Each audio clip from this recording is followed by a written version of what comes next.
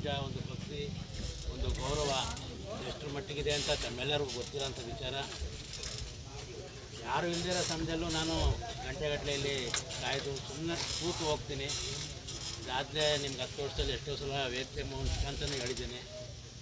ಇತ್ತೀಚೆಗೆ ಬೂದಿ ಸ್ವಾಮೀಜಿಗಳ ಆಯ್ಕೆಯಾದಂಥ ಸ್ಥಳನ ಕೂಡ ಕೆಲವು ಧರ್ಮ ಕಾರ್ಯಗಳನ್ನು ಶೇಖರಣ ಅವರೆಲ್ಲ ಮಾಡ್ತಾಯಿದ್ದಾರೆ. ಒಂದು ಹಂತದಲ್ಲಿ ಈ ಮಾದಳ್ಳಿ ಮಠ ಹೇಗಿತ್ತು ಅಂತ ತಮ್ಮೆಲ್ಲರ ಗಮನಕ್ಕೆ ಬಂದಿದೆ. ಈ ಕಳೆದ 15 ವರ್ಷದಲ್ಲಿ ಈ ಮಠ ಯಾವ ರೀತಿ ಅಭಿವೃದ್ಧಿ ಆಗ್ತಾಯಿದೆ. ಈ ಅಭಿವೃದ್ಧಿ ಆಗ್ತಾ ಜೊತೆಗೆ ಈಗ ಇನ್ನು ಮುಂದೆ ಅದು ಇನ್ನೂ ಖರ್ಚುಗಳು ಜಾಸ್ತಿ ಆಗುತ್ತೆ. ಅದರ ಮೇಂಟೆನೆನ್ಸ್ಗೆ ಇನ್ನೂ ಹೆಚ್ಚು ಬೇಕಾಗುತ್ತೆ. ಅದಕ್ಕೋಸ್ಕರ ಇನ್ನು ಭಕ್ತಾದಿಗಳು ಅದನ್ನು ಉಳಿಸ್ಕೊಳ್ಳೋಕ್ಕೆ ಬೆಳೆಸ್ಕೊಳ್ಳೋಕ್ಕೆ ಭಾಳನೇ ತ್ಯಾಗ ಮನೋಭಾವ ಇಟ್ಕೊಂಡ್ರೆ ಮಾತ್ರ ಇದೆಲ್ಲ ಮಾಡ್ತಾ ಇರೋದು ಸಾರ್ಥಕತೆ ಆಗುತ್ತೆ ಅಂತ ನಾವಿವತ್ತು ನಮ್ಮ ತಾಯಿಯ ಹೆಸರಲ್ಲಿ ಏನೊಂದು ಮಹಾದ್ವಾರನ ಮಾಡ್ತಾಯಿದ್ದೀವಿ. ಮತ್ತೆ ಅದನ್ನ ಮೇಂಟೈನ್ ಮಾಡ್ಕೊಂಡು ಹೋಗೋದು ಸುಲಭದ ಕೆಲಸ ಅಲ್ಲ.